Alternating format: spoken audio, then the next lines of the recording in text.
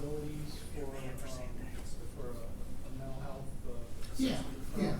yeah. And she's prepared to make some recommendations. Obviously, the court's going to make the decision, but she's prepared to do that. I don't know if there's a place where you want that information provided.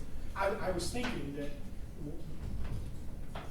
that might be valuable, that we might set the sentencing out just a little bit further so that can be done, so that it's also part of the pre-sentence report. Yeah, I agree. I think it's good, Mr. Coop. Any? I'm fine with that. I think I'd like to have that beforehand too. I obviously like to have some. Sit there. Talk on the phone. We'll get you in the back in a minute. Mr. Yankton, you can't, listen, you can't talk right now, okay? You gotta stay there. Your phone call in a minute. Just sit there, okay? Mr. Coop, go ahead. Just maybe I think it should be maybe all parties know where she's going, so it's not just we pick this one, because it may not be up to snuff, or I'm not saying you're trying to hide the ball on anything, but. No, I get it. All right, well, hold on, let me get this pulled up. I'm gonna go on the record and address it, so.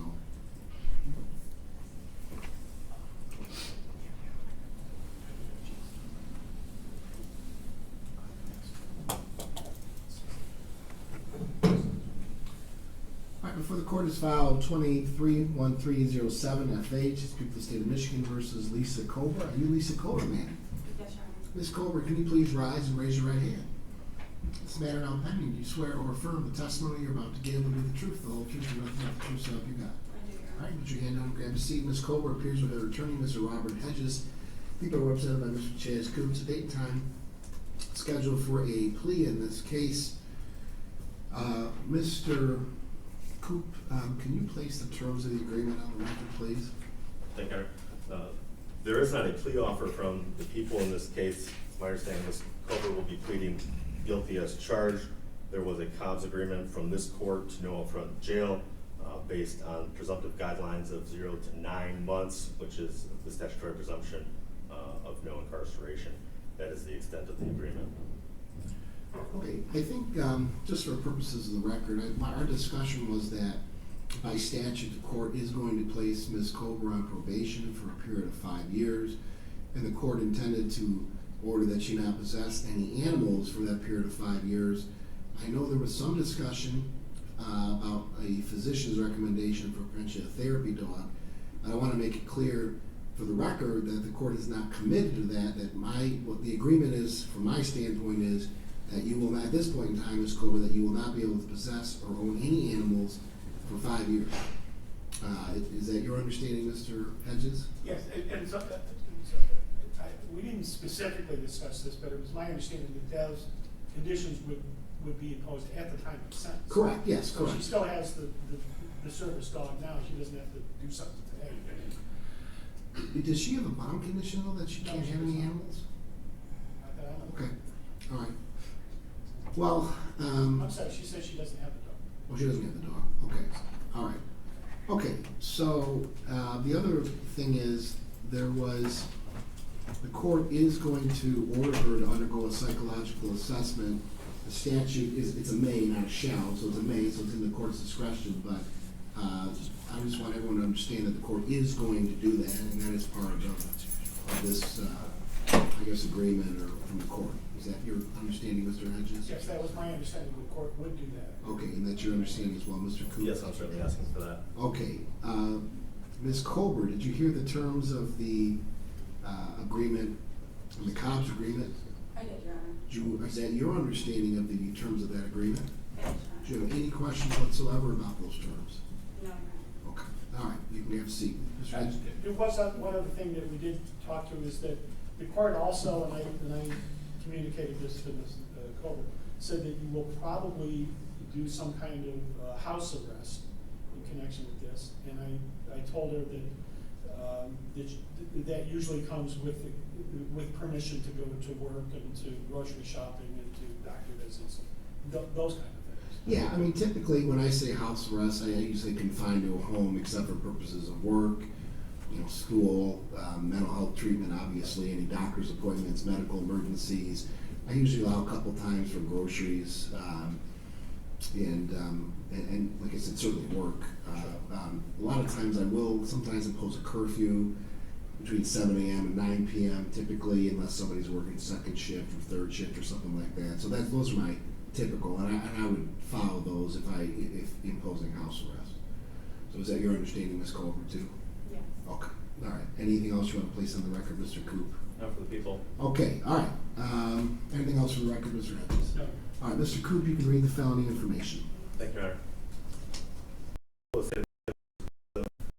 State of Michigan, County of Muskegon, in the name of the people of the state of Michigan, County of Muskegon, the prosecuting attorney appears before the court and informs the court that on or about 1/24 of 2023 through 1/30 of 2023 at Muskegon County, Michigan, the defendant did in count 1, animals, abandoning cruelty to 25 or more animals, did fail to provide 25 or more animals with adequate care or negligently allow 25 or more animals to suffer unnecessary neglect, torture, or pain, contrary to MCL 750.50(4)(e). It's a felony punishable by 7 years and or $10,000, not less than 5 years probation, up to 500 hours of community service, or any combination of penalties. A consecutive sentence may be imposed for any other conviction, may order psychiatric evaluation, may order cost of care, housing, or veterinary care as applicable, may order not to own, possess an animal. The court shall order enforcement to collect a DNA identification profiling sample before sentencing or disposition if not taken at arrest. All right, thank you, Mr. Coop. Ms. Cober, did you hear the prosecutor read the felony information? I did, Your Honor. Do you understand the name and the elements of this offense? Yes, Your Honor. Name the offense you're pleading guilty to in count 1 is abandoning or cruelty to 25 or more animals. That is a felony with a maximum possible penalty of up to 7 years in prison or a $10,000 fine. No less than 5 years probation, up to 500 hours of community service. Is that your understanding? Yes, Your Honor. The court has made, there's no mandatory minimum sentence you must serve as well. Court has made a cop's commitment that you, pursuant to the presumption, there will be no upfront jail, but that the court would put you on probation for a period of 5 years, would order you not to possess or have any animals or own any animals for a period of 5 years, that the court would also order you to undergo a psychological assessment following a plea and prior to sentencing, and that the court could impose a period of house arrest. Is that your understanding of the agreement? Yes, Your Honor. All right. As to this charge, you have 1 of 4 plea choices versus an old contender plea, commonly called a no contest plea. It's a plea where you choose not to fight the charge for record and sentencing purposes. It operates as a guilty plea. Second, you can plead guilty. Third, you can plead not guilty. And fourth, you can stand mute, which means you would not speak and own it or not guilty plea on your behalf.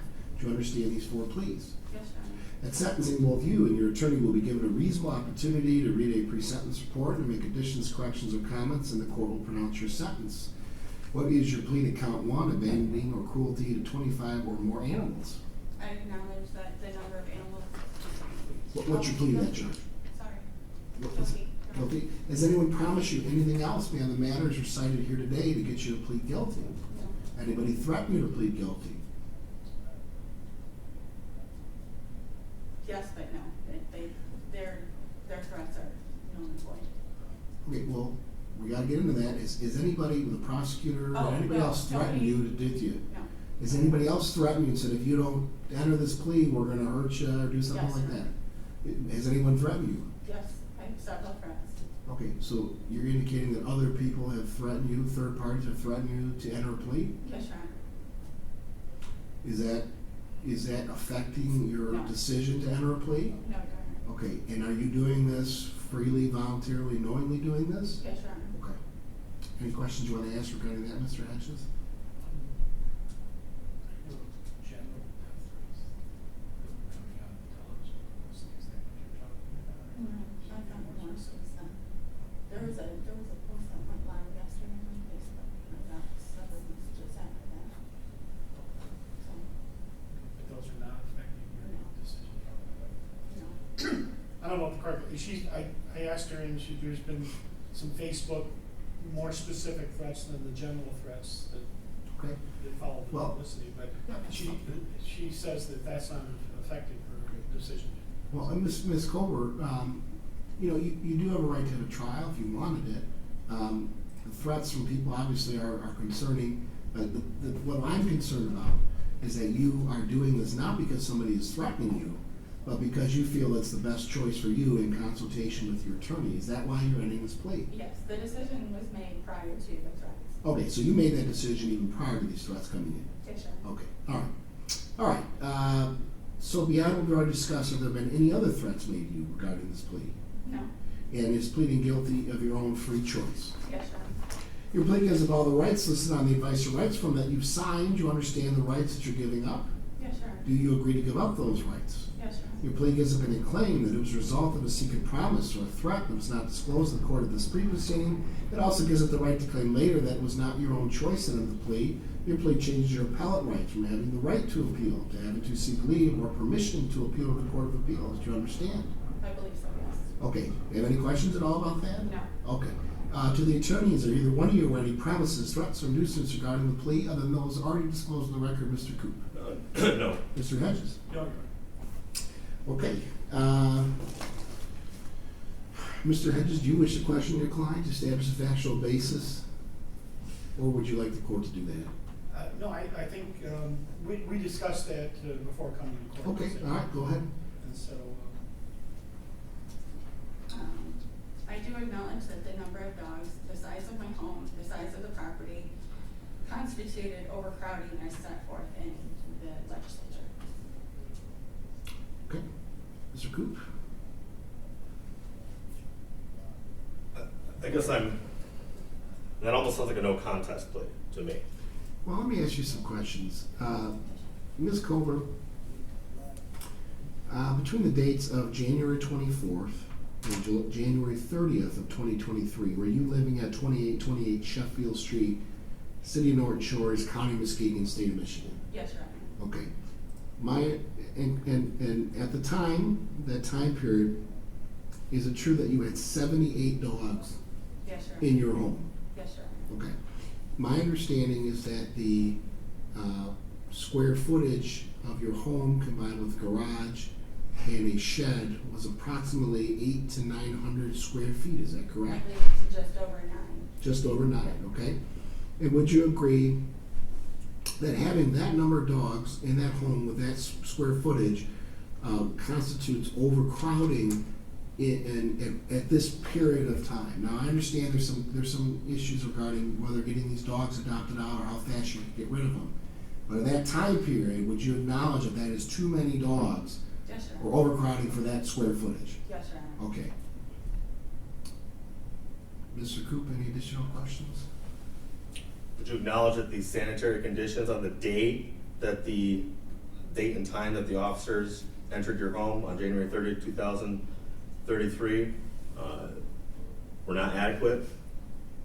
I think she's given the only requirement is that she give an adequate factual basis, and she's done that. They can bring those arguments at sentencing, obviously, and they will. We can bring our arguments at sentencing too. I don't think it's necessary for the party to play. This is a statute that has numerous ways to be violated, and she has acknowledged violating the statute, and that's sufficient for the guilty. Well, I think, all right, well, let me just ask this, Ms. Cober. My understanding is that a lot of these animals were sick, correct? There were approximately a dozen. Okay, very sick, correct? Some. Okay. 3 to be exact. were And that severely. you were the only person taking care of these animals, correct? Yes, Your Honor. And a lot of these animals defecated in their cages, their crates.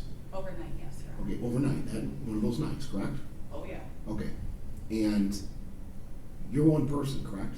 Yes, Your Honor. Right. And being a person, you at the time, you had not had time to clean up that, correct? No. Okay, because you're one person. You didn't hire any help, right, to do it? I tried, but. Well, but you yeah. didn't have any at the I time, didn't correct? have, no, Your Honor, I Okay. did not. I And didn't. that was the waste that was present was too much for one person to handle, namely you, correct? Some days, yes. Okay, well, this particular day, Yes. right? And would you say that the sanitary conditions during this day for this number of animals, and you only being one person, this was excessive. This was not good sanitary conditions at the time because you're one person and it just got overwhelming for you. Had I been up earlier, I would have had time to clean up the overnight mess. Okay, but you didn't, correct? No. All right.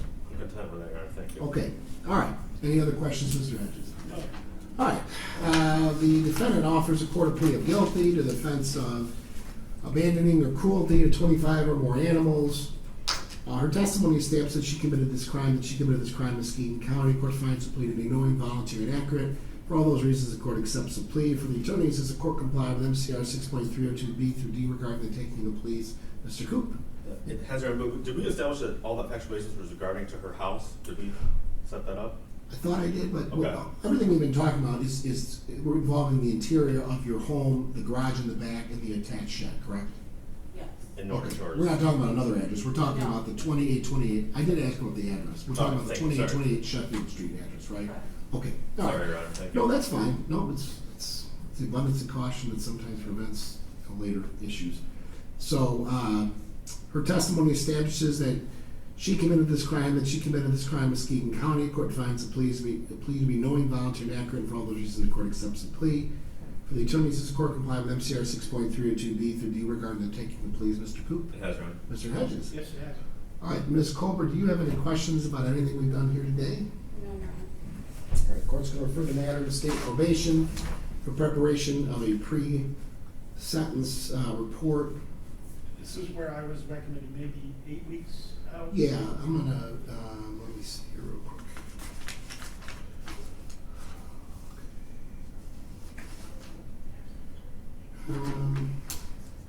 Why don't we do a little under 60 days? But, it'll be in this court as opposed to Judge Schrader. So this is, let's schedule sentencing for May 6, 2024 at 8:30 a.m. The court is going to enter an order, a condition of bond that Ms. Cober undergo a psychological assessment to address the need for any psychological care or counseling. I'll leave it to the parties to hopefully collectively put their heads together and come up with a appropriate counselor or psychiatrist, psychologist. If the parties cannot, then we can certainly bring it back before the court and I'll pick one, that's fine. But I think you guys can probably come up with something. And I would hope this would be not just a, LMSW or something, somebody, who's got some credentials. So, but I'll leave it to you guys. There's no prerequisites for me, but Mr. Coop? Judge, one thing I would ask, apparently this is shocking me, there was a bond condition, not a bond condition, that she not possess any dogs. Ms. Cober stated that she is not in possession of any dog, including a parakeet. I know it's 2 months out, but I would ask that as a bond condition. Mr. Hedges? The case has been going on for 14 months. The only concern, I don't think she personally has any dogs, but her husband, ex-husband, I'm sorry.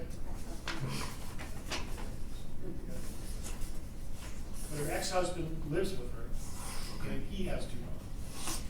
Well, the difference now is that she's been convicted of this charge, so it's very different for the court. So at this point in time, based on the charge, based on the condition of the charge, the court is gonna enter a bond condition that she not possess or own any animals or reside in a residence with animals. I understand, I do not want animals to suddenly just be kicked out of a house, so the court would expect that to occur within the next 14 days. So that'll be the order of the court. Thank you. All right, we're adjourned. Thank you.